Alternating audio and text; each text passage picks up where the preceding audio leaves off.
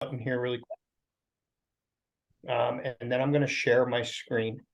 There's no need for anybody to be logged into your system. As I mentioned, I'm going to be logged in and everything I do will be in your system. It creates a little bit of a session issue here if we're all in there making changes at different times.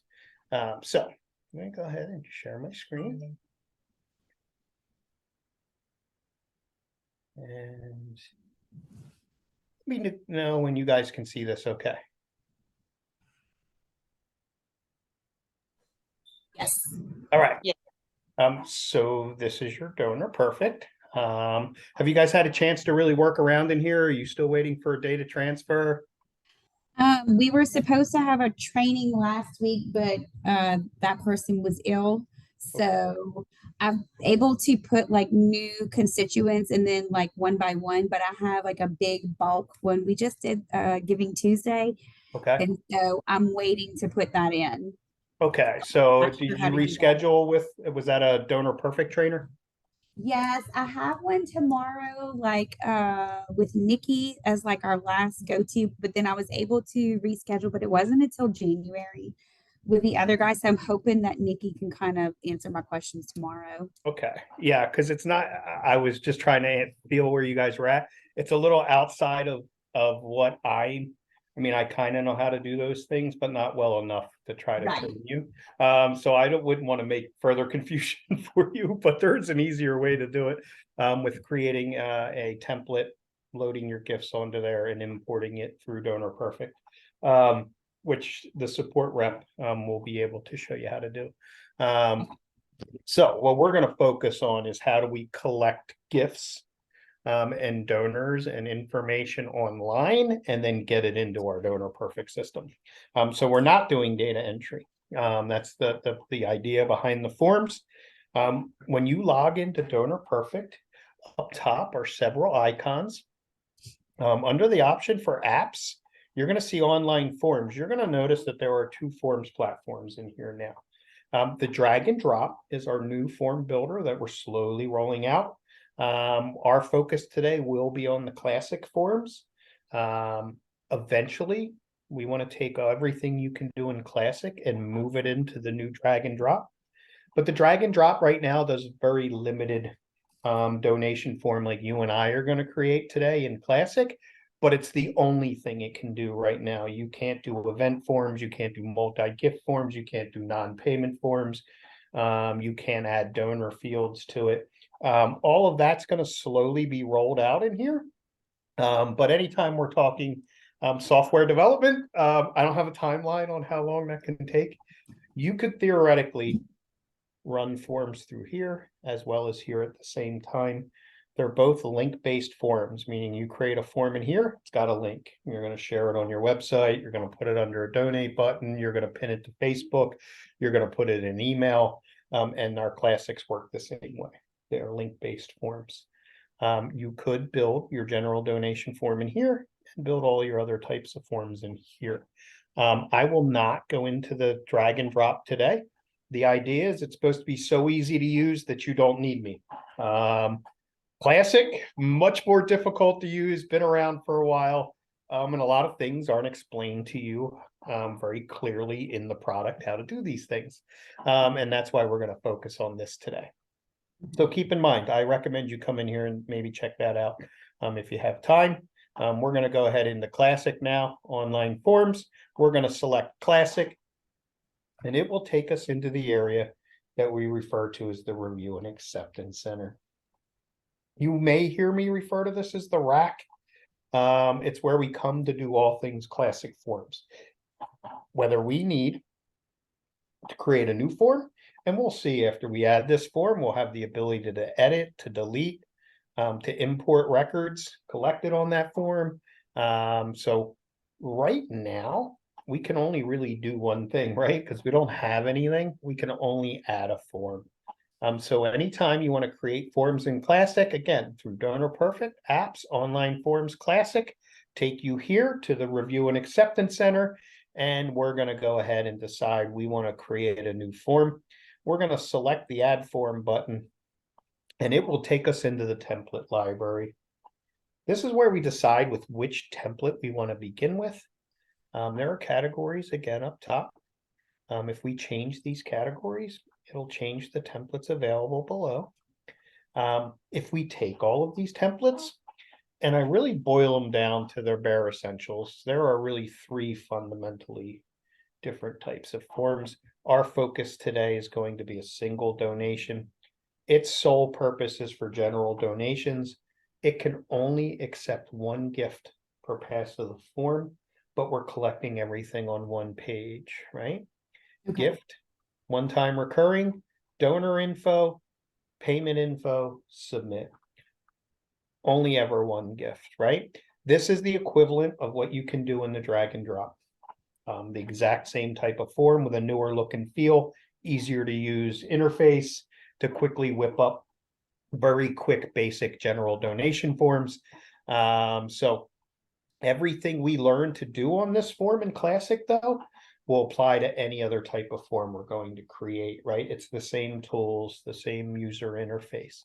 And that's why I focus on this form, because A, everybody could use a general donation form, and B, it keeps us more in a controlled view.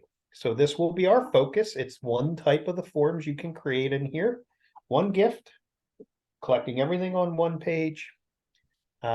Multi are payment forms that can have multiple giving options on the screen. Your donor can select one, several, or all the gifts available. But it also takes multiple pages to complete. I select my gifts, I hit next. I enter my donor information, I hit next. I enter my payment information and I submit. I would never create a general donation as a multi.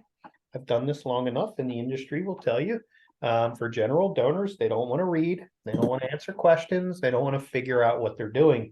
They want your form to be secure and easy to use for a general donor. Quickly make a donation and move on. I may create a niche type donation form where I can have multiple gifts, and I could make a one-time. In this example, I could also make a recurring, and I could become a member. You'll notice that I have to select my gifts and hit next. General donors don't want to do this. That's why if I created a niche form as a donation for a very specific purpose, then I have that under my ways to give. But my basic general donation form that lives on my homepage is always very clean and basic. Under ways to give, I can create more unique type forms for more niche type areas. The benefit of having multiple gifts, and we're going to learn today, that each gift that you're collecting on a form, I want you to think of as a container. And underneath that container, we can tag it with codes. So we know exactly what that gift was for, where it came from, where the money's going. The benefit of doing multi is I can have those options. They, based on what they select, is how that gift is going to be coded. On our single general donation, all the gifts we collect on this form will be coded a specific way, so we know that they were for general donations. Like you mentioned, Giving Tuesday. If I created a Giving Tuesday form, I set my codes to identify them as coming from Giving Tuesday, right? So when I import them into Donor Perfect, I can quickly report, hey, show me all gifts where, depending on how I did it, campaign equals Giving Tuesday.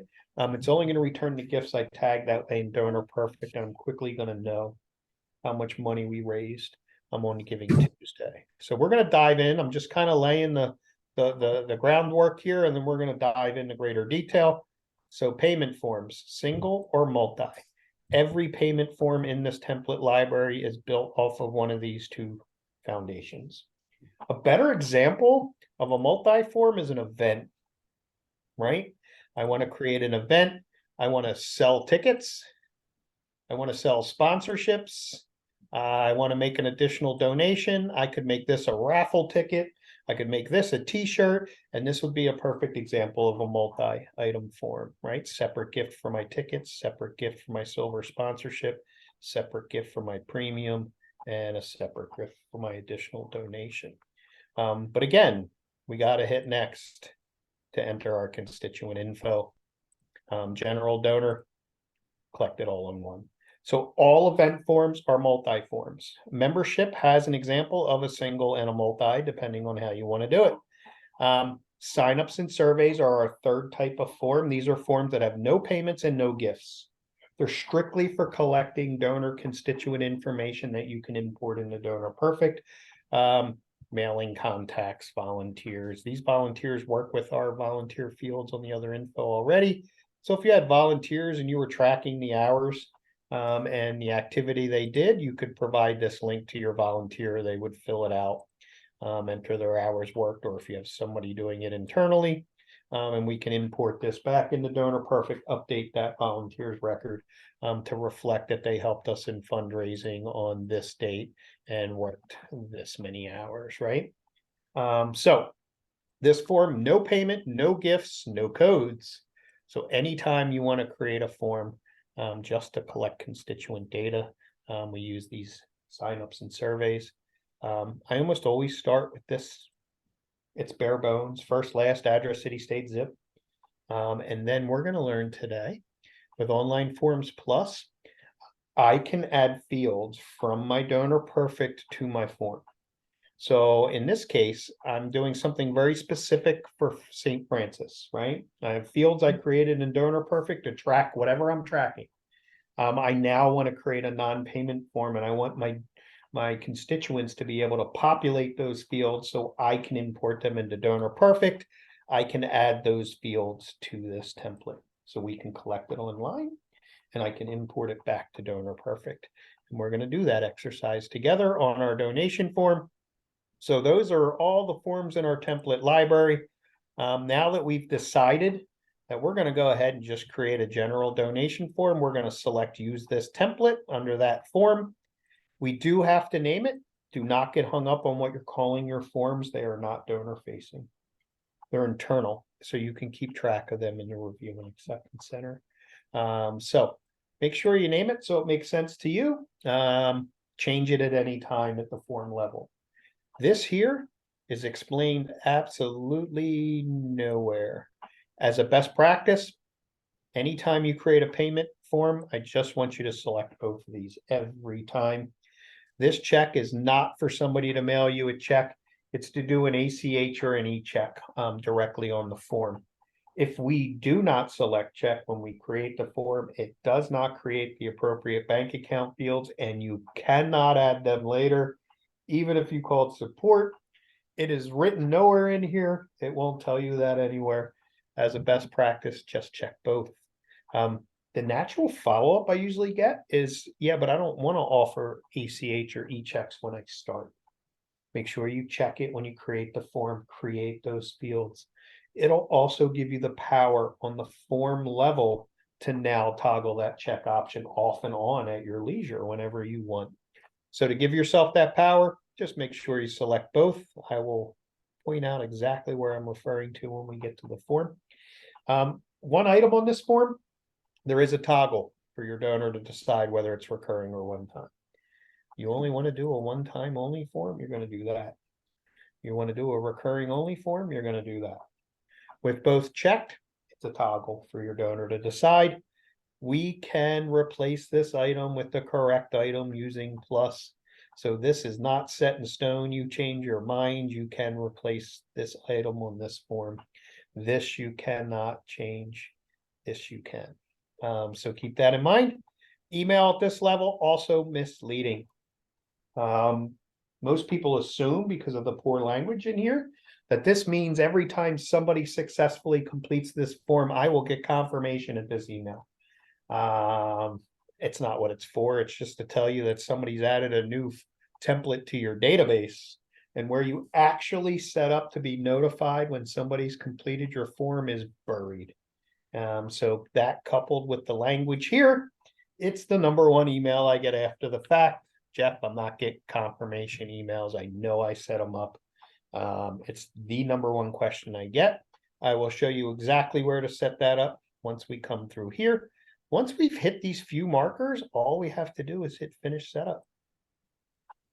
And when we do, it'll take us to this screen. When you see form status green and the word active, it means your payment processing is on.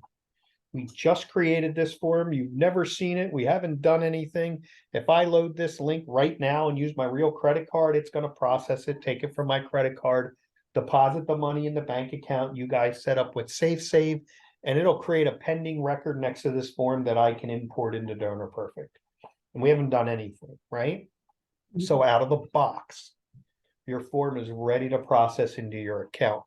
As you'll notice down here, payment processing is on.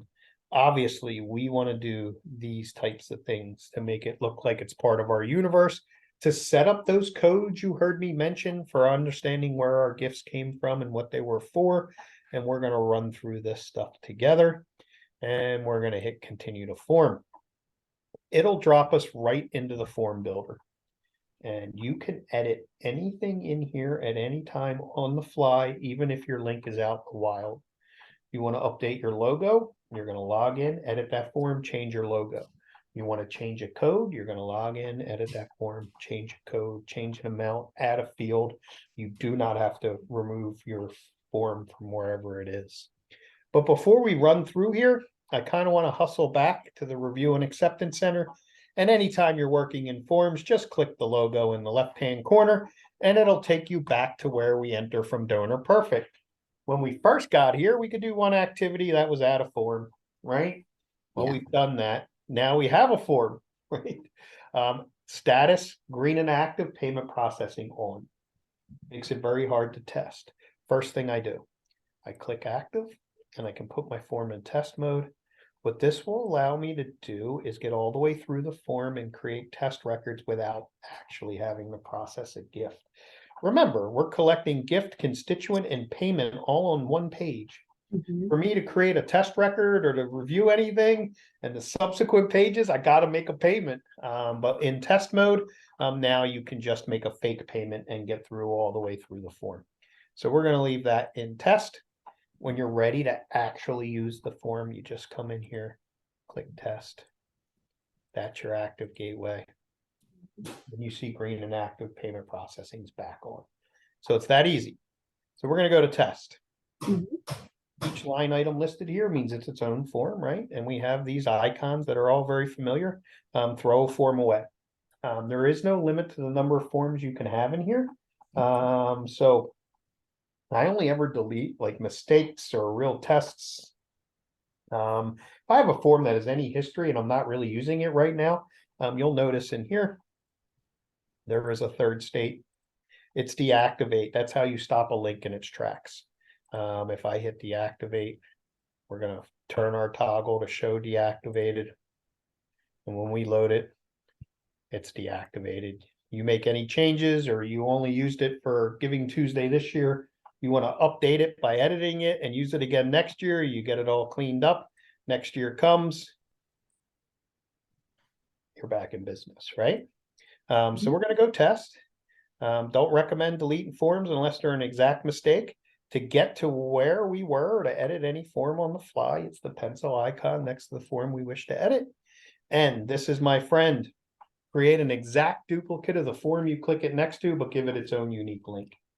And there are various reasons why I would do that, and I will sprinkle those out through when we go through here. I may create this form and use it only on my website. It has its own link. I set a code to identify it as coming from my website. I only use that link on my website. I copy it, creates an exact duplicate, but gives the copy its own link. The only change I make to my copy is I edit and I change that code from website to QR code. I take this link, I turn it into a QR code. The only way to access that form is by scanning the QR code, because I'm not sharing the link any other way. And I can now tell how many people have scanned my QR code and made a donation. It looks just like this form. All of my other codes are the same. So when I'm doing reporting, everything's going to roll up together. But now I can kind of identify where each donation came from if I choose to do it that way. Not everybody does it. I like to do it. I create a different form for each entry point. Pending and downloaded is how we keep track of the records. We collect anything under pending means you've collected it. It's not in Donor Perfect. It has nothing to do with money. You could leave a donation under pending for 30 days. And if that payment was successful, that money would have been deposited into your bank account 29 days ago. but the data's not in Donor Perfect. We have to import it. When we import it, it moves from pending to downloaded. There are two ways to import your data into Donor Perfect. We will cover in great detail after we create our form and do an exercise together. You can automatically import, which will queue anything for successful payment for immediate insertion into your system. Or you can manually download, which really amounts to checking gifts with successful payments and just hitting the download button. So that's how we keep track. Still need to address, already addressed. And as I mentioned, we will cover this in greater detail. We're going to do an exercise once we set this form up. So now what we're going to do is edit our form. Remember, through Donor Perfect, Apps, Online Forms, Classic, land here, creating a new form, importing records I collected, creating a duplicate, or editing my existing form. So we're going to hit the pencil icon. Our first stop is we need to edit the header of our form. And in this editor, you will only ever see the header here, not the whole form. Keep in mind that even on this single form, there are in fact 3 pages, right? And understanding the flow will help you determine what you put on top of each page. Donation form is where they enter all of their info, right? Gift, payment, they're going to submit it.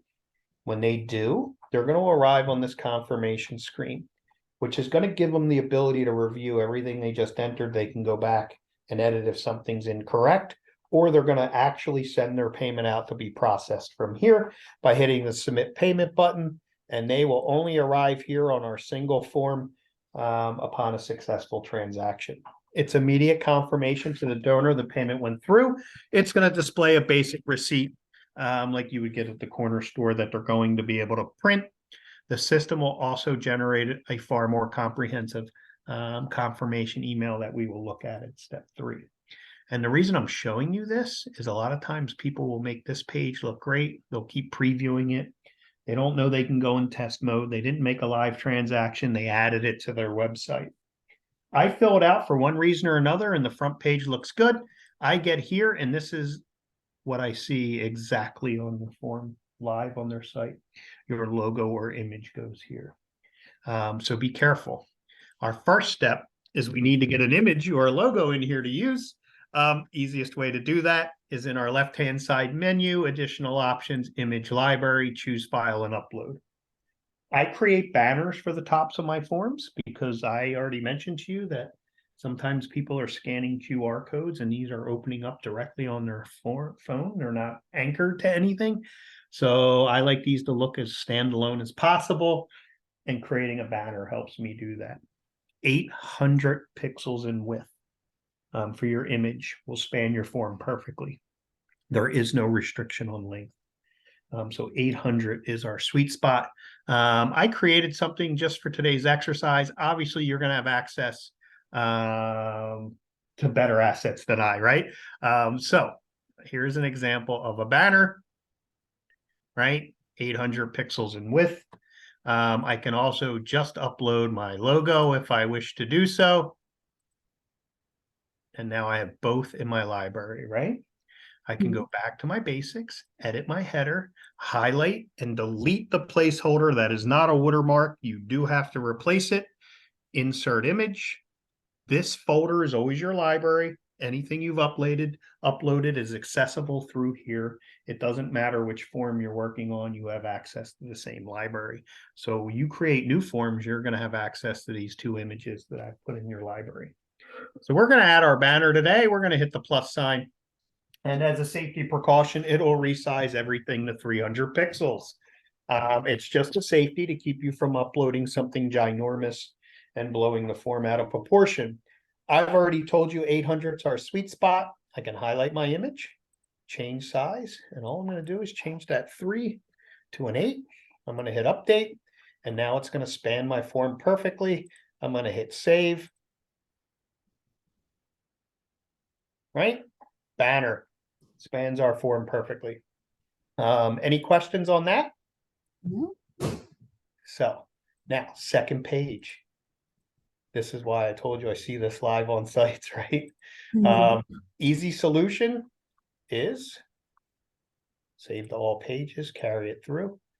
Technically speaking, you can have a different image on each page if you choose to do so. Maybe I don't need this on my receipt page, I get rid of it, or I create my own with a thank you in it, a different image, upload it, added here, or I could just do this, right?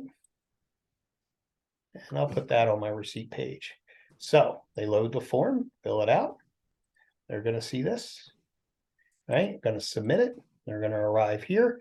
And then when their payment is successful, they're going to see that. You can also, you are not limited to just the images. You can add additional language. Here, I may add my fund purpose, mission statement, whatever I want to appear along in this header as text. As a better example, on the confirmation screen, I like to add instructions, and I may do this, and I won't flesh this out.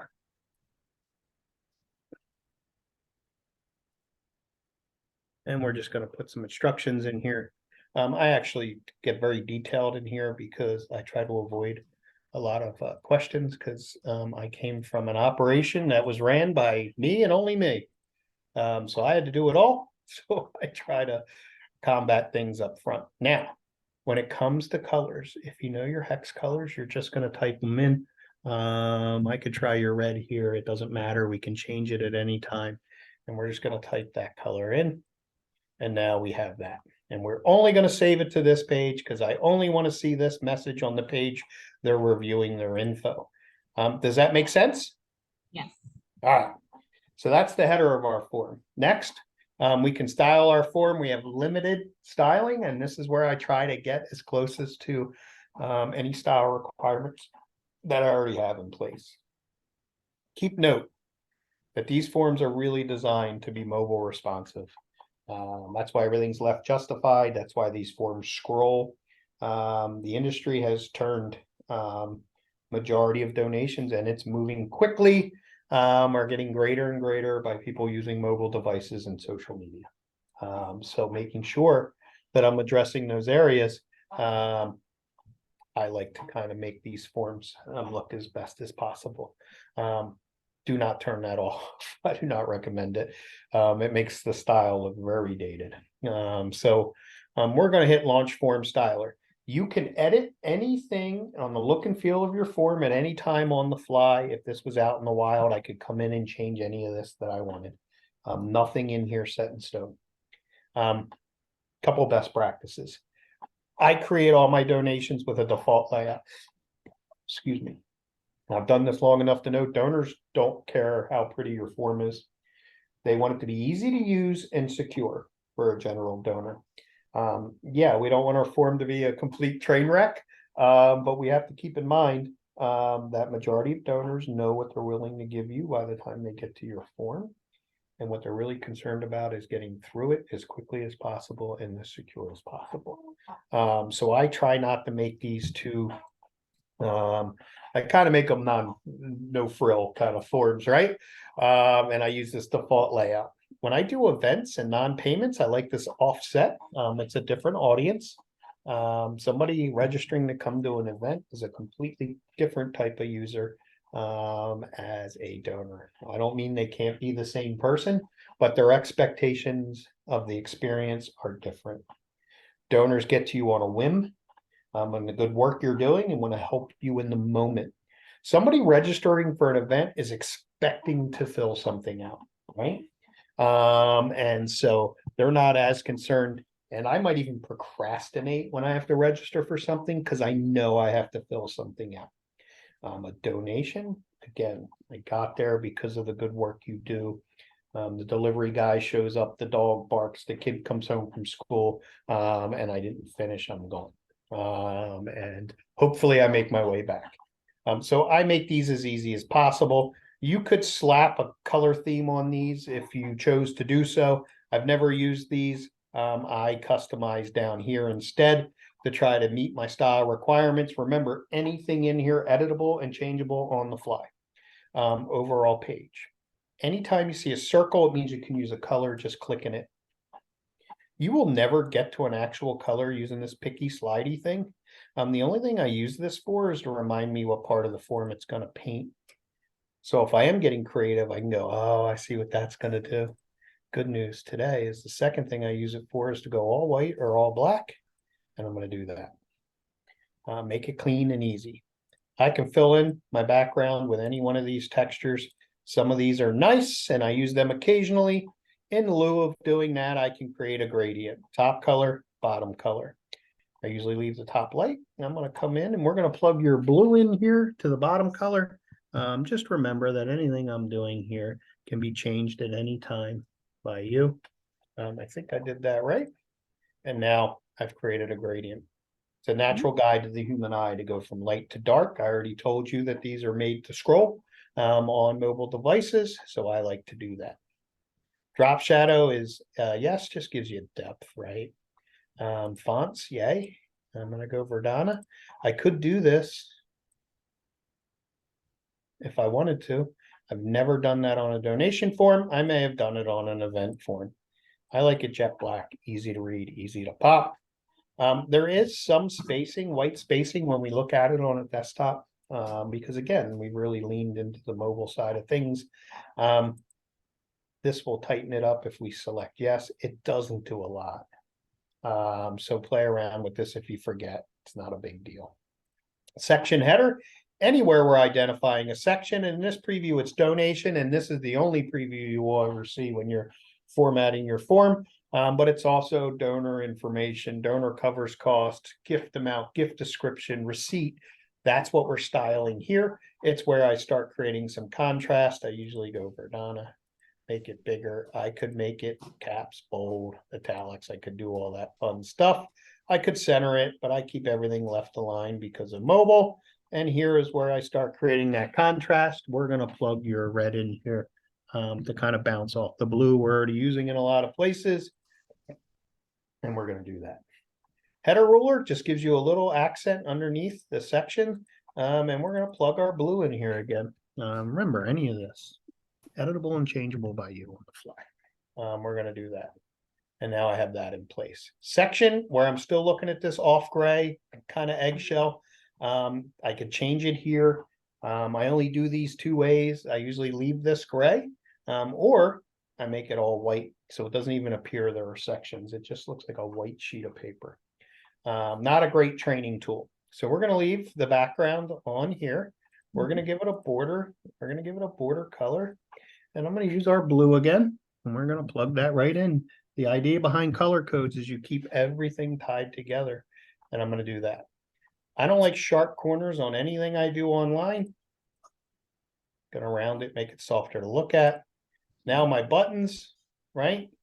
Not only you styling your mount buttons at this stage, you're also doing your navigation buttons, next, back, submit, right? They're all tied together. Rectangle, nobody uses. Slightly rounded, everybody uses. Me, I like very rounded. I think it's easier to look at, softer design element, change it at any time. And now I can do my static color and my hover color for my buttons. I'm going to come in here and use our red. In a perfect situation, I would go through multiple iterations of this coloring in one sitting till I get something I love. Today, we're just going to set it and forget it because you can change any of this at any time.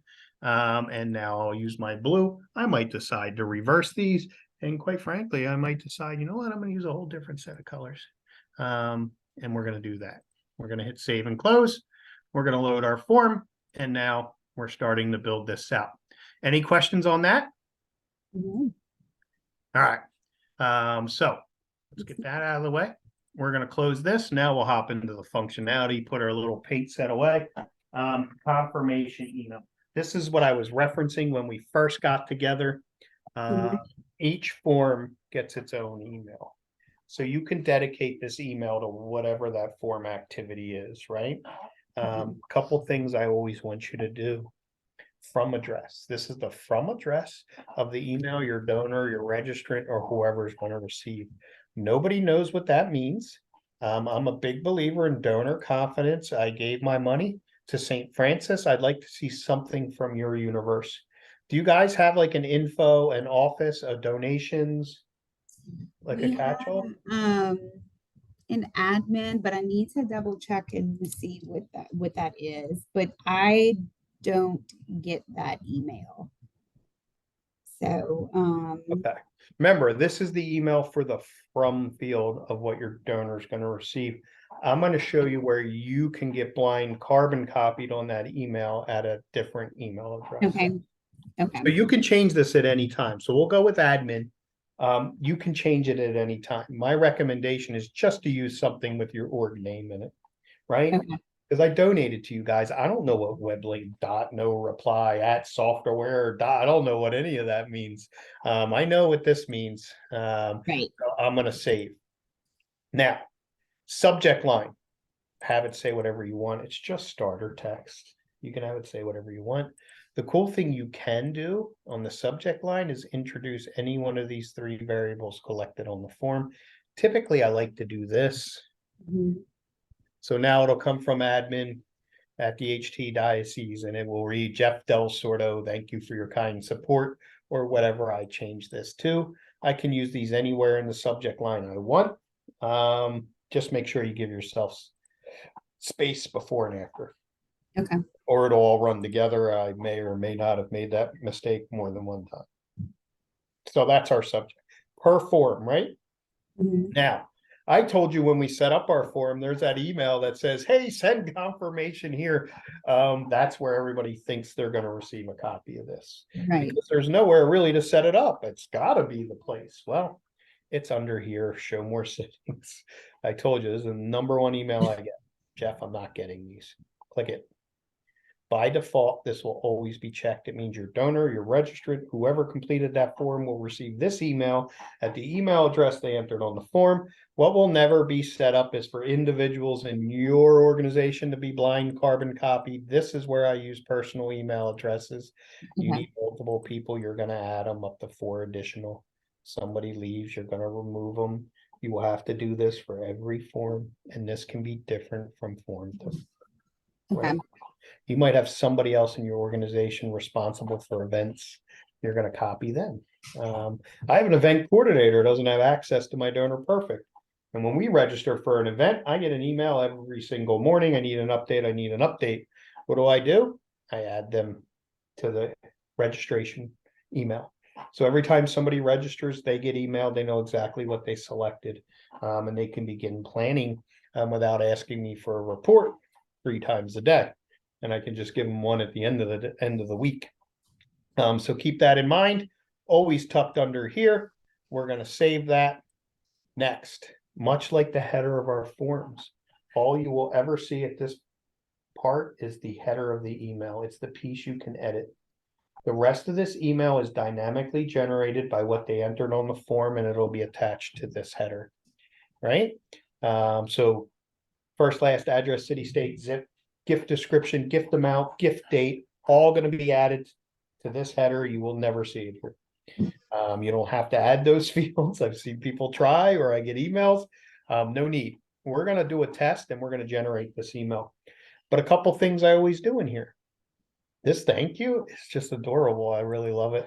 First thing I do is delete it because I'm a big believer in branding and donor confidence. I could just use my logo, or sometimes I create a banner just for my email, and I'm going to do this. Do not go wider than the predefined margins in here. Emails are much more strict, especially depending on who's managing that box, whether it's AOL or Hotmail. They all kind of render this stuff slightly different. We know if we keep it within this realm, and I think it's like 450 is probably the length here. All of this starter text, have it say whatever you want. Make sure you get your tax ID, contact info. Sometimes I upload a signature and just like an image, and I insert it here with my contact info. So we're going to save that. Do not rely on send test for a shining example of this email because of what I've already told you. We have no data when we hit send test. It's a poor representation of this email. I highly recommend you put your form in test mode, make a fake transaction, generate this email to yourself so you can see exactly what your donors are going to receive. We are going to do that together today. So that is the email. Any questions on that? Nope. All right, here's the hard part. Usually I'm working with new clients, and for me, the heart and soul of not only Donor Perfect and forms is codes. Okay. Codes are how we tell where our gift came from, where the money's going, how Right. to get it, right? In Donor Perfect, specifically on forms, if you set no codes, if we had it looking like this, Mhm. every time somebody donated on this form, you would know, in this particular case, we'll pretend it was me, that Jeff Del Sordo gave me $500 on 12/4, and you would have $500. And it's all you would know in Donor Perfect. You would have no idea anything else about that gift. If you want to know anything else about that gift in your database, we set codes.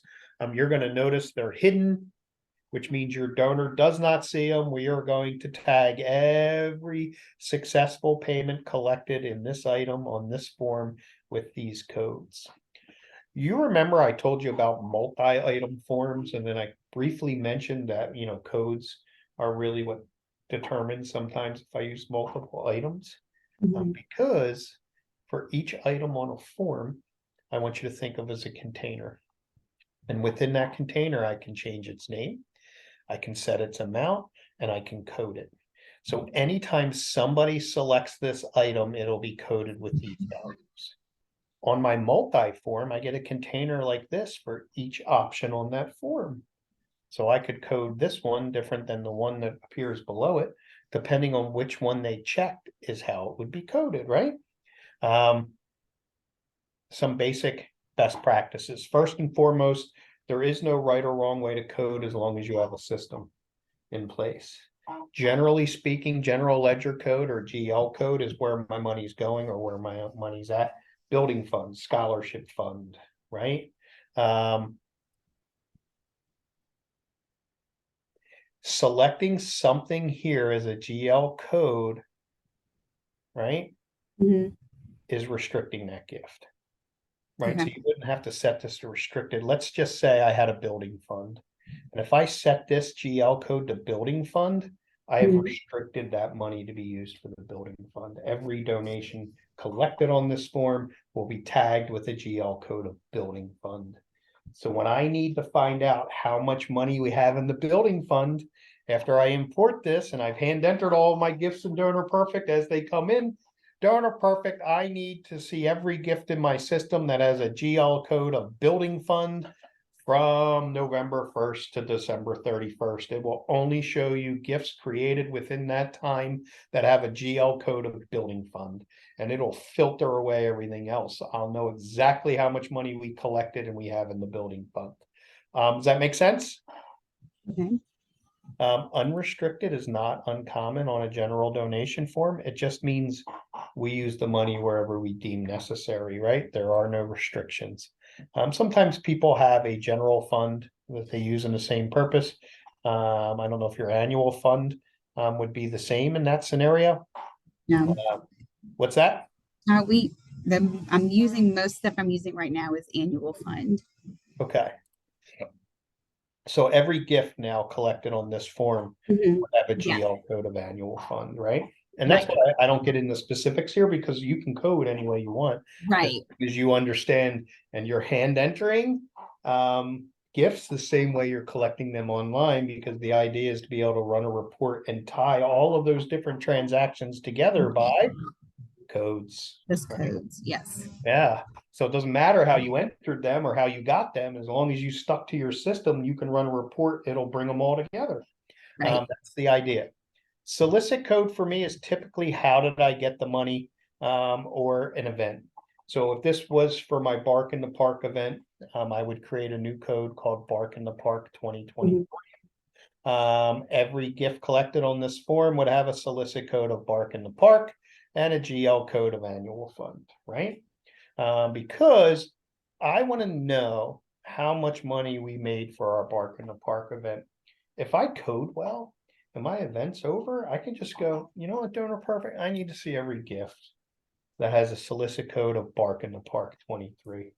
It's only going to return those gifts. I'm quickly going to know that we raised $17,000 for our event, right? And I know all the money's going to our annual fund, but if we pretend we were doing our Bark in the Park event to raise money for and we'll pretend this is our building fund to build a new playground. We're running our Bark in the Park event 2023 to raise money for our building fund, right? Both Mhm. roll-ups. They're going to roll up with a bunch of other gifts. Now, this is where it gets a little tricky. Let's go through these and I'll save the multi for a second. Codes become way more important when you're doing a event, right? And I'll tell you why in a second. We're going to go through the basics of these first.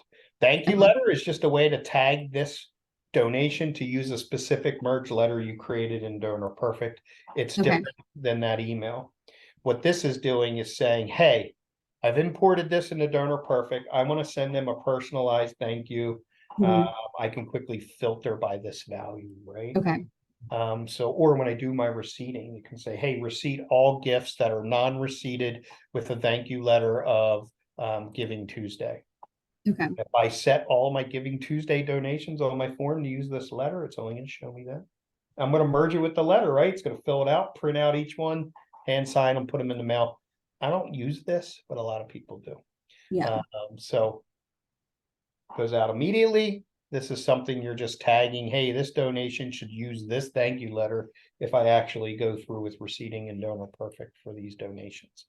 I could create a thank you letter that's called Bark in the Park 2023 ticket buyer.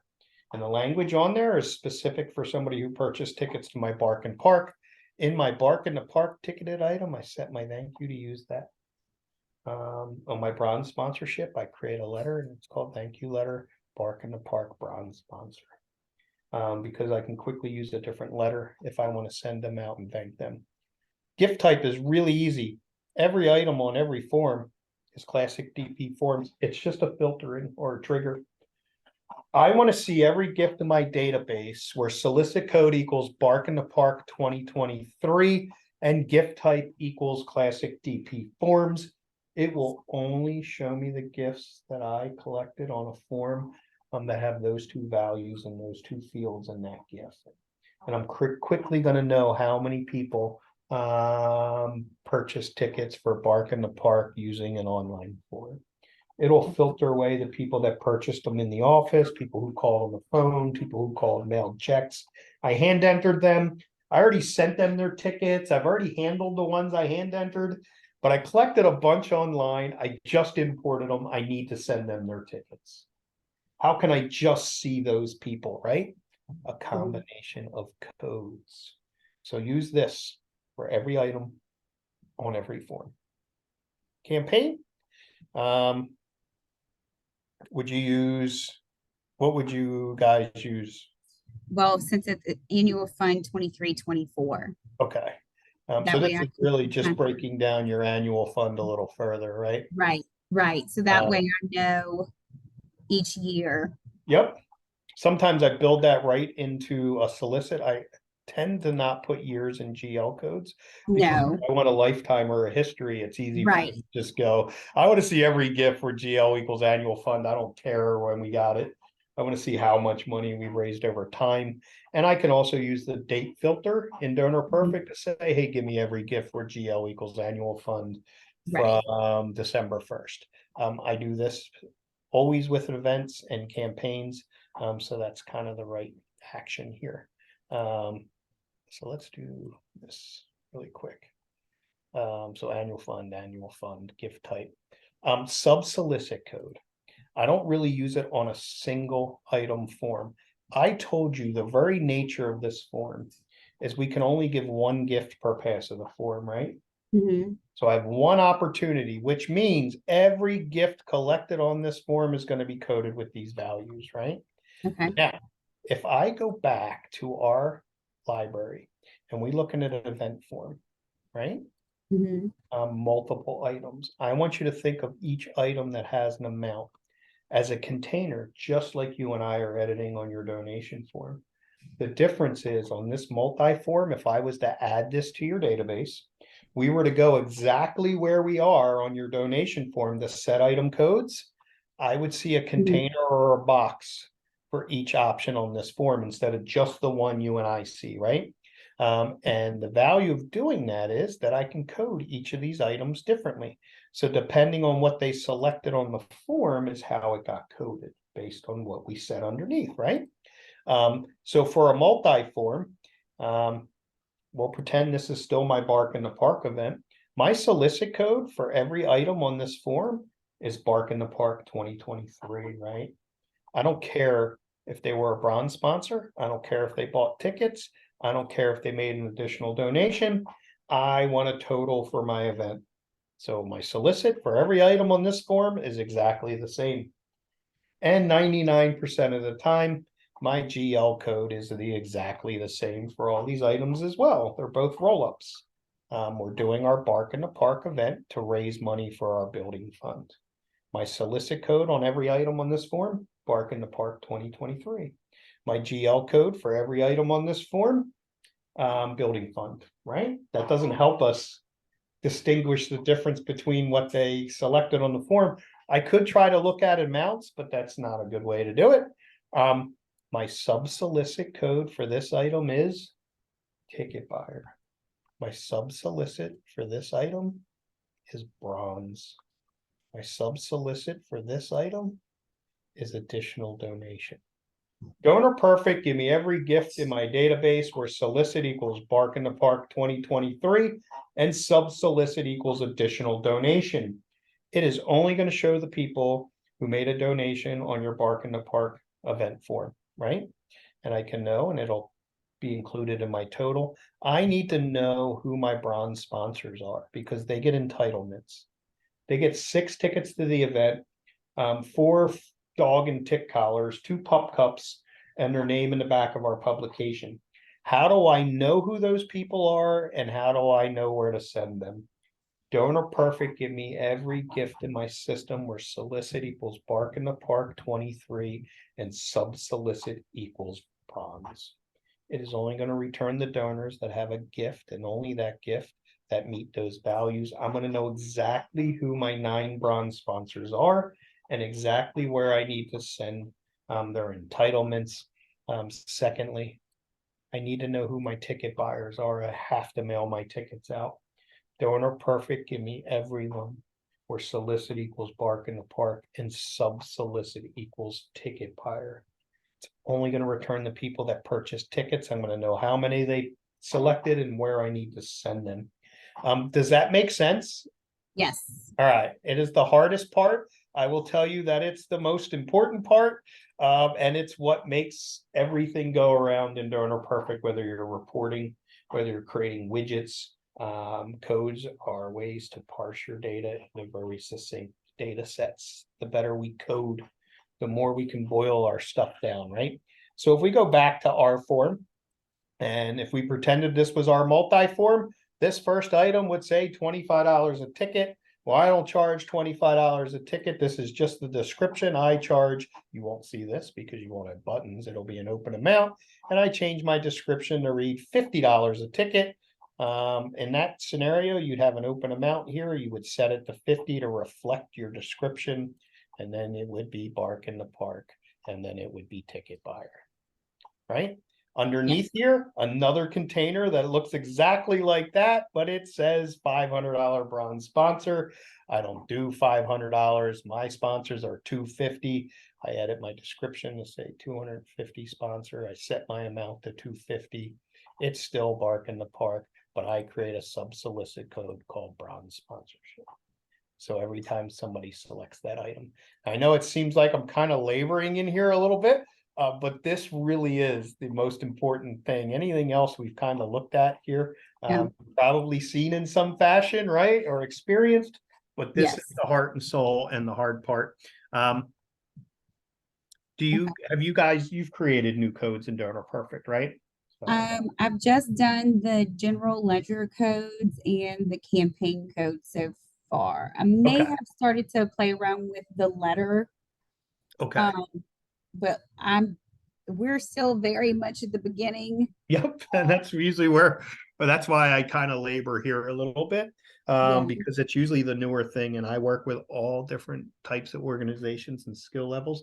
Some people I get to at this stage, it's a brand new nonprofit. They've never done anything, right? They have Right. no idea what I'm talking about right now. I have another client who came from Blackball or Salsa, and they've done some sort of coding, and it kind of makes sense, but Donor Perfect has different language and more coded fields. So at this level, this is really, really the important thing. Anytime you want to use a new code on a form, you're going to add it to Donor Perfect. And I know you've done this, but just as a quick rehash, I'm going to go to Okay. Donor Perfect. There are two ways to enter your codes.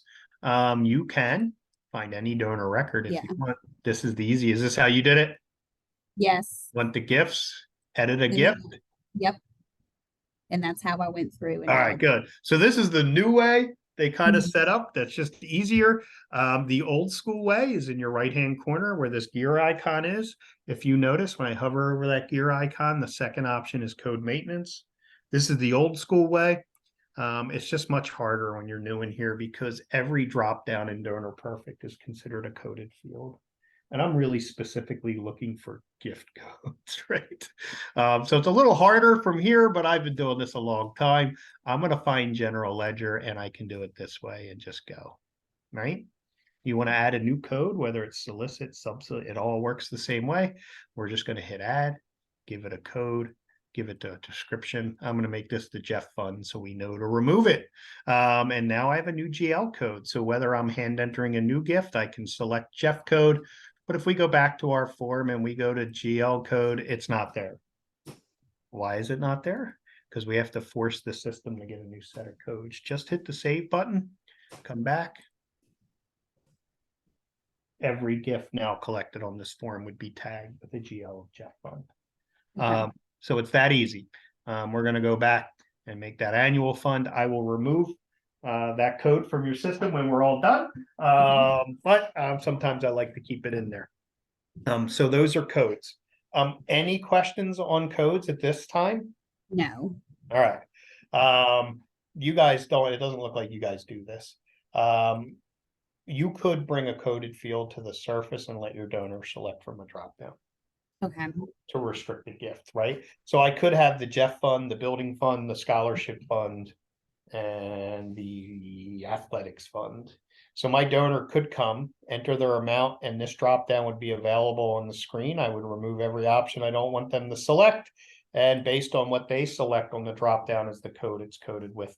But I'm not going to take you through here because it gets a little confusing. If I can tell that you guys aren't really doing that right now. Have you guys ever done anything along those lines or no? No, not yet. All right. And it's funny because there was a time where everybody was like, we got to give this option to our donors to restrict their gifts. More recently, I've worked with a few clients that wanted me to remove it from the form. And the reason for that is everybody was selecting the same fund. So they We had, do have like an endowment. I just haven't added that on there. okay, So, right here. oh no, I did. Okay, there you go. Yeah. So if you wanted to So- give them the ability to select between annual fund and endowment, Endowment. Mhm. is that something you guys would possibly do? Let me look at that. That right here. No, not on our, see, like our annual fund. It's just for, no, it says, yes, I will or have remembered endowment fund. No, that's in my will. I'm reading my little full envelope we have. Okay. I think our endowment is separate. Yeah, I would probably create a separate form. Now, what you could do is on this form, when you're all done set up, right? I'm going to come here. It's its own form now. In this header, I told you donation form. Just to be clear, I may put annual fund or help us support Yeah. our annual fund. Monies are used for blah, blah, blah, right? Right. And then when it's all done, I come back here, I copy this form. It creates an exact duplicate, but I rename this form to my annual fund form. I make a copy. I name my copy endowment form. And the Okay. only change I make to my copy based on our conversation, there may be more, is I will edit my copy. I will come to the header and I'll remove, hey, help us support our endowment, our annual fund, to, hey, help us to support our endowment fund. And then I would come here, and the only other change I would make is I would change this from annual to endowment. And on my website, it'll be click here to give to our annual fund, click here to give to our endowment fund, or however you do it. Is So there that's, an option? I'm sorry to stop you. So I'm thinking of this while the in the form we can add a section like in memory or in honor of. yeah, it's already on here as a default. Okay. So if we come in here, and I decide I want to give a $500. Okay. In memory. Perfect. Yep. So it is like a control, so it's Okay. not stretching out the form too long unless people want to actually use it. Great question. Okay. So that's codes. Amounts, right? It's Mhm. under set item codes, and on a donation form, you obviously have buttons. Yeah. If you do not want buttons, you can add an open amount field if you want, where it's just an open amount, they type in whatever they want. I've been getting that request a little more. You can just go add item, Okay. right? You're gonna go web link template, and this is our raw items. And I went a little quick there. One time and recurring formatted amount means that we're going to replace your buttons with an open amount field. Your donor can still decide whether it's one time or recurring, but there are no buttons. It's just an open amount, right? Okay. This gets me all the time. And the only reason I brought you here is because you mentioned tributes, because I Mhm. always mess this up. And I always select this item. I start filling out my form and I go, I forgot about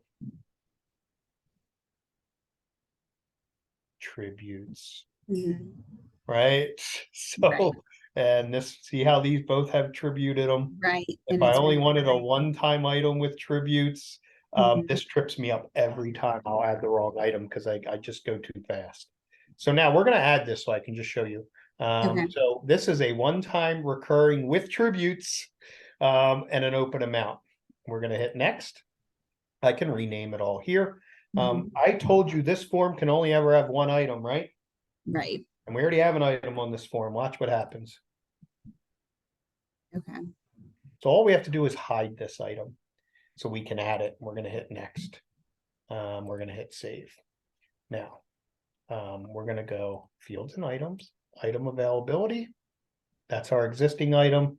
We're going to reveal our new item, hide our existing one. Obviously, I can change all the language. We're not going to do that today. Mhm. Right? Yes.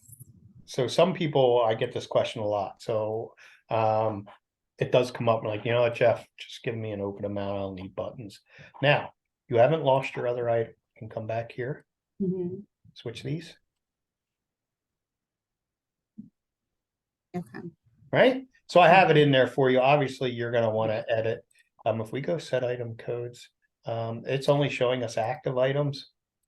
Oh, this is a better example of what you would see on a multi-form because they're always visible, right? This form, Right. you can only have one visible, but you see what I mean by a different container Mhm. for each item. So this one we coded, the new one we added, we haven't coded yet. So if you're going to switch these items out, you're going to come in here, and I don't want that to say that. I just wanted to say donation. I don't know. We're just going to hit next. We're going to hit save. Okay. And now it's donation, and make sure I update my codes. So very important in here. You want to change your button amounts. It's just view edit choices. It's important that values to store is what we're processing. Values to display is what your donors see on the buttons. You need a new amount, You just right? No dollar signs, no commas. Gonna do that over here. Don't make this mistake. Yeah. Usually I get, why in the world would you let us do that? That's what I said. I'm like, you guys don't know me very well, do you? So I have to pay extra attention. And we're gonna, right, there's our new button. Always Is have there an a option. limit to how many buttons? There is not. Okay. I will tell you, for general donors on a general donation form, that I have a big flashy donate button on my home site. Mhm. I usually only have 3 amounts. Okay. Just because I've been doing this for a long time, and mostly general donors know what they're going to give you when they get Right. there. You're not really going to convince somebody who's going to give you $20 to give you 500. You may Right. convince somebody who's willing to give you 400, 500, right? Right. And so that's why I like to have a nice span here. But you'll see 1, 2, 3, 4, always have an odd number. I typically will not use more than 3 or 5 amounts. Right now we have Okay. 4. The reason I would add a 5th is to create symmetry on the form, right? Because it's always going to put them in 2 columns. Yes. So we're going to go $100 here, and we'll add a 5th item. Change these at any time. Out of order, just use the arrows, move them into place, Okay. hit save, and now it's just a little more aesthetically pleasing. Always going to put it in 2 columns unless you're going to do this. And people really wanted to do this. This is why we let you make the mismatch between values to store and display, because people wanted to put impact statements in their buttons, and you can do that. So it's going to put it in 1 column. I don't care how many you have. It is important in the way I go out of my way to say values to store and values to display. Could buys 50 meals is a value to display. It is recorded nowhere. You cannot report on it. It is a visual aid to your donor. And the only reason I tell you that is I had clients who made all of these $10 in values to store and put a different student's name in each button to sponsor a student, did 80 donations and said, Jeff, can't figure out for the life of me which student they gave to. And I looked at it and said, neither can I. All we recorded was $10, regardless of what button they selected. There's a way to do that. And again, it's codes. It's kind of what I told you with GL, but for them, go add each kid to your sub-solicit, just like I created the Jeff Fund. But in sub-solicit, create a unique code for each student. They did. Come back to your form, change the screen name to read sponsor a student, still mapped here, and hit save. They did. Once it was saved, they unchecked the hidden box, which gives you the ability to curate this list. They deleted every option but the 6 students. It does not delete them from Donor Perfect. It only removes them from being visible in this form, in this item. So they only left the students. They added it to the form. They renamed it Sponsor a Student. So now when they opened the form, there was one $10 option. And there was a drop down that said sponsor a student. They opened the drop down. It had student A, B, C, D, E, F, G. And they collected the student they wanted to sponsor by selecting it. And now I can report on it because it's a code. Donor Perfect, give me everything where sub-solicit equals student F. It is only going to return the people that selected student F. So keep that in mind. You can use that in 1,000,001 ways. Links and sharing. That's your long link. It's secure. Copy it, put it under a donate button, pin it to your Facebook page, put it in an email. Doesn't matter. I want you to create a friendly link for every new form, and this is going to sound weird. I do not want you using a friendly link anywhere, but I want you to create one for every new form. So every new form, you won't have to do it for this form because I'm going to do it. Oh, look at that. It already has one of those. Friendly. First time I create it, it's going to create this bit.ly. Okay. Secure, never change. Secure, never change. Not secure. And I can change it at any time. Keep your eye on your bit.ly. Let's pretend we added this to our website. This link, it's under our donate button.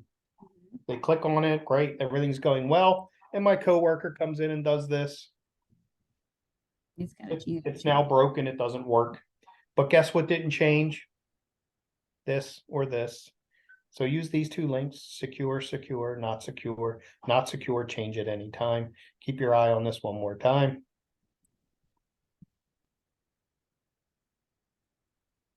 Did not change, did not change. Imagine if we turned this into a QR code and we put it in our mailings. It's all over the universe. Somebody comes in, changes it, doesn't work anymore. But if I use that, it doesn't matter if they change this because it's not looking at that, it's looking at this. Does that make sense? Yes. Copy your link. Want to create a QR code? Link-based forms, all you have to do is provide this link anywhere you want. I can download this PNG, put it in my mailings. Anytime somebody scans this with their phone, it's going to direct them to this form. Awesome. Typically, I copy my website donation form because I already told you I like to know where they came from. Mhm. And I don't use campaign like this. My campaign code is website, QR code, Facebook, Twitter. So I create this form, I set this to website, I use it on my website. I copy the form back in the rack, exact duplicate. The only change I make is I change this from website to QR code. I take the new link, turn it into a QR code. The only way to access that form is by scanning the QR code. All of these are the same as my other forms. So when I report, it doesn't care what form it came from, but now I want to know exactly where it came from. Great. Give me everything where solicit equals annual and campaign equals QR code. Okay. Only going to return to people that scan my QR code and donated. So I use codes along with link-based forms. You can control who accesses your forms by how you share your links. I create internal forms all the time. Board member donations, copy my general donation form, change my codes to board members. At the end of every quarter, we email that link to our board members. They click on the link, they donate, money goes into our account. Pending record next to the board member form here that I click all those records, hit download, they're coded right, I'm done.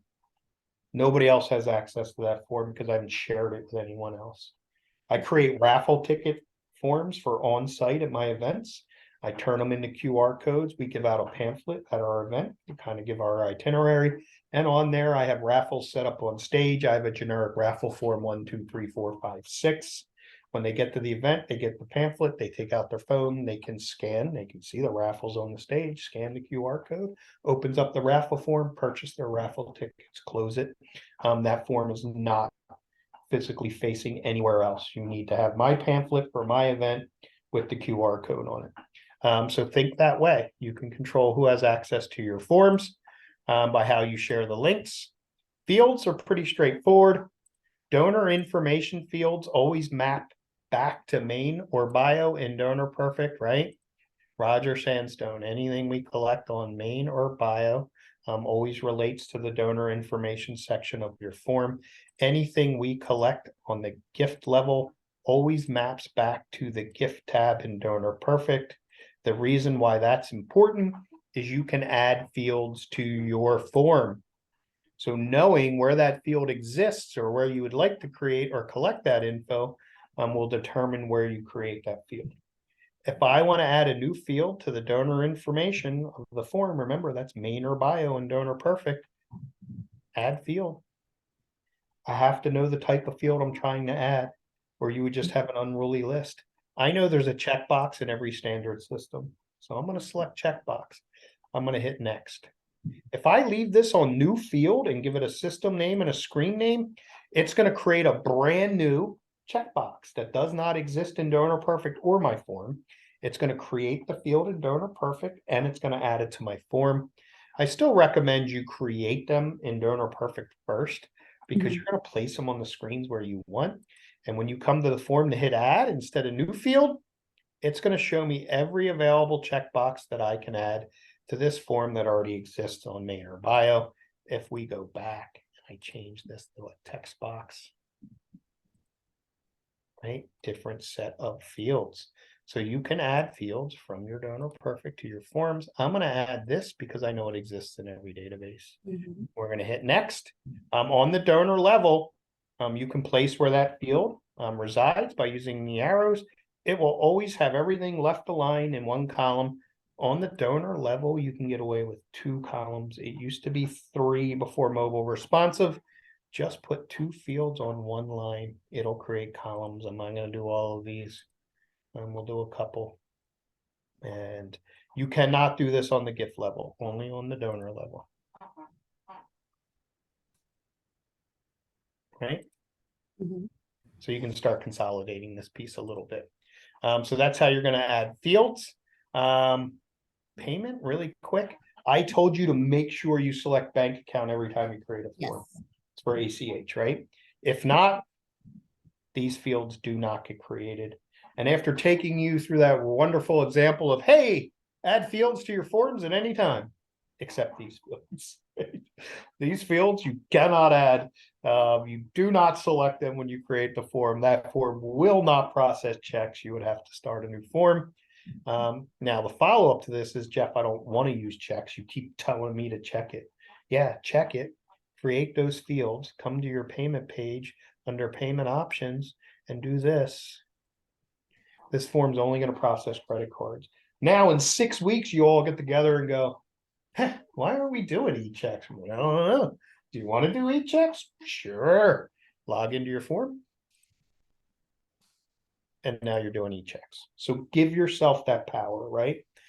Selecting checks when you create the form will give you the power to toggle it off and on at the form level. So make sure you give yourself that power.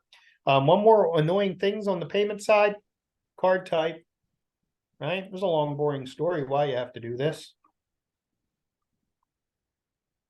We're missing a card here. It's Amex. Yeah. Your gateway is set up to process Amex.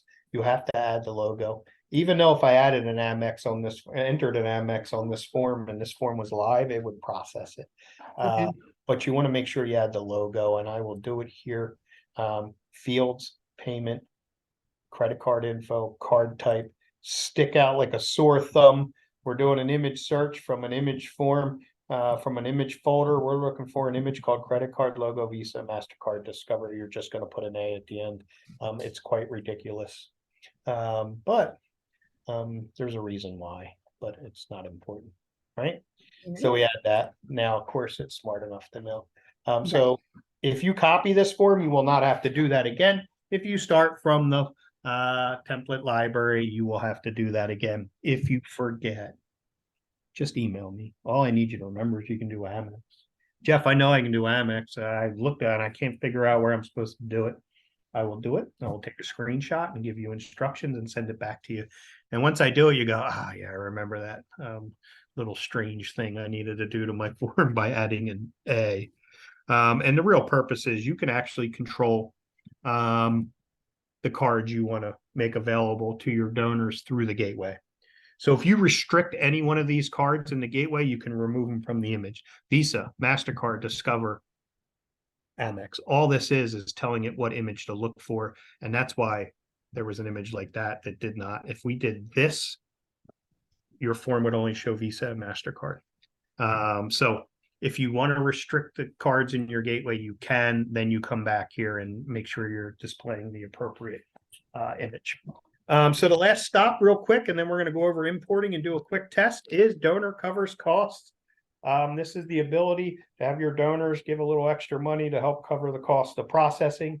It will come on every payment form. It is a per form setting. If you do not want it on a payment form, you're going to come here. You're going to uncheck this. You're going to hit save. It's off the form. If you are going to use it, 3% industry standard. I can change this up to 2 decibels. I want to make this 3.5. I can. I want to make it 3.25. I can. This is the important number. It's your ceiling. It means donor covers costs will never be more than $10. It's just our default. If I gave 500 on this form times 3%, that's $15. The donor covers costs for my donor is $10 because we capped it. 1,000 is unlimited, right? I have some clients that do this. Jeff, I'm not comfortable using this. If everybody gives us $2, great. It'll never be more than $2. 10 is the default. It can be different from form to form. And we're going to hit save here. Now, show more settings. Change all the language for donor covers costs. Yay. The important setting, by default, they have to opt out. If you prefer they opt in, uncheck this box. You have to give them an option. I get that a lot. Can you remove the no? I'm like, I cannot remove the no. By law, they have to do it. Now you can add, and you have to do it very specifically. We used to allow it in the old days, but for merchants, anything you do along those lines must be called a processing fee. And we got rid of it because people started changing the terminology on the form because you can edit things. And the merchant just shut down their gateway without even us knowing. Because it's illegal, right? So you could change the behavior here. The good news for donors, 70 to 80% of donors will cover costs. So change it at any time. We're going to leave it the way it is. Everything we just went through are form level changes. What I want to take a few moments to do is go over our import settings and do a quick test. In your right-hand corner is your client ID. Can you see that lighting up? Yes. All right. These are your import settings. That's how we decide. All right, we collected all this stuff. How do I get it in the donor perfect, right? We come in here. History are just batches. On this day from this form, I imported this many records. How do we decide? Download settings, right? There are two ways to import. There is a manual and an automatic. We turn on automatic. That'll queue anything with a successful payment for immediate insertion into your database. As long as, based on that matching criteria above, it determines there's no match in your database, it's going to create a new record, add the gift. It's going to move it from pending to downloaded, and you don't have to do anything. As long as there is a successful payment, and based on the criteria, it determines there's no match. Just going to create a new record, add the gift, and donor perfect. If I have automatic on, and based on that criteria above, it determines there is only one potential match in my database, it's still going to automatically bring it in, but it's going to do whatever you tell it to do to that match. Add gift only means, hey, new gift from Jeff Del Sordo, found Jeffrey Del Sordo in your database. We're just going to take this new gift from Jeff and add it to Jeffrey's history. Do not touch any of the donor information. Just add this gift to that existing donor and donor perfect. If I select update, it does the same thing. But based on that criteria, you have automatic on, it matches to one donor based on that criteria in your database, and you have update record and add gift on. Not only is it going to take Jeff's gift, add it to Jeffrey's history, it's going to look at Jeff's entry, and anything that is different that was entered on the form at the main or bio level than the match it found in donor perfect, it will change in donor perfect. It will change my name from Jeffrey to Jeff in donor perfect. If I have a new phone number I entered on the form and it's made a one-to-one match and automatic's on, it's going to replace it. And you're not going to see it. It's going to move it from pending to downloaded. If you have automatic on and based on that criteria, there are multiple potential matches, it is going to fail. It is going to email you down here and it's going to say, you need to manually download this record because we don't know who the right match is in your database. You have 9 John Snows in your database. We don't know who the right one is. It's going to leave it in pending. It's going to ask you to manually download. And the reason why is when you do a manual download, you check that record, you hit download. It's going to show me the 9 donor IDs and the 9 different brief description of the records in my database for John Snow. Next to each potential match are going to be these 2 radio buttons. And I'm going to decide the action next to the correct donor from my database. Or I'm going to notice that it's in fact a 10th new John Snow, and there will be an insert as new option. So knowing all this, I do all manual downloading, and it really has to do with one-to-one matches. Why? Well, that criteria is not perfect up there. The idea is to create a net. Let's pretend it matched Jeff Del Sordo to Greg Del Sordo in my database. And based on the criteria, it determined that's the only match. I had automatic on and update. It will take Jeff's record. It's going to add it to Greg's record in my database. It's going to change Greg's name to Jeff, right? But if I do that same record manually, all I'm doing is checking a gift with a successful payment and hitting download. It's going to show me the match on the screen. It's going to say donor ID 57, Greg Del Sordo, 55 Broad Street, 215-555-555-55, G Del Sordo at Software. And next to that record are these 2 buttons. And I'm going to go, oh, that is the right guy, but just add gift. Oh, that is the right guy, just update. So instead of setting it and forgetting it, I get to decide per record. But the most important thing is in that one-to-one match, again, nice try computer button, it's insert as new. I can clearly see that Jeff is not Greg. Do not update Greg's record, insert as new. Where automatic would have done whatever we told it to do here. I'm not here to scare you. I have tons of clients that use automatic. I'm just a control freak and I like to see what's going on. Yeah. And I don't really trust computer as far as I can throw it. So we're going to do both exercises right now. We're going to turn automatic on. We're going to turn off our safety bar. This will help us import a record we've already imported. And then the last important question is donor covers cost. By default, you get a lump. 500 times 3%, $15. One gift in Donor Perfect for 515. We do this, two gifts, one for 500, one for 15. We're tagging the $15 gifts with DCC. Why is that important? Donor Perfect, give me every gift for the month of November, where my sub solicit equals DCC.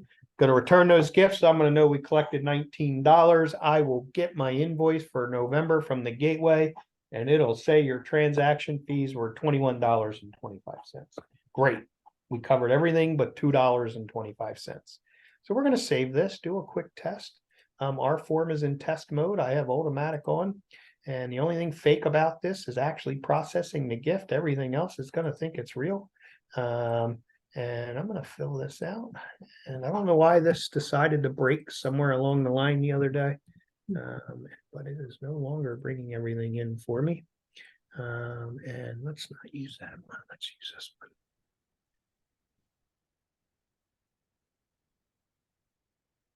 All right, there's our new field, anonymous donor. There's our donor covers cost, right? Why isn't that 15? Because our ceiling's set to 10.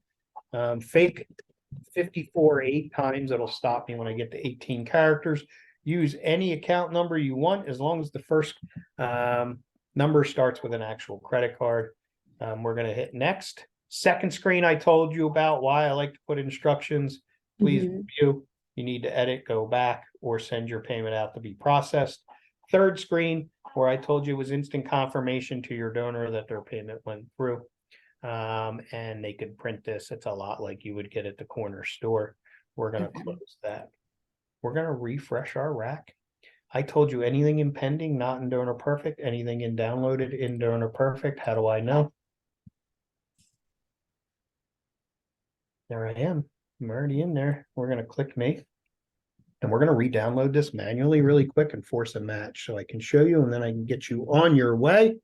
We're just going to do this, change some of my basic data. There's our new field, anonymous, right? Gifts without codes. This is all you would know in Donor Perfect. That's it, nothing else. I know it came from a form. I know the money's going to our endowment and it was part of our annual fund. I know this was donor covers cost. Now, to do a manual download, it's the same exercise I'm about to show you. The only difference from you is you will never download from here. That's what I turned off our safety bar for. You will only ever download from here. If there was a 20 under pending, you're going to click it. You're going to check the box of every record that has a successful payment and it'll be obvious. If you do not see an amount here, you will see big bold red writing.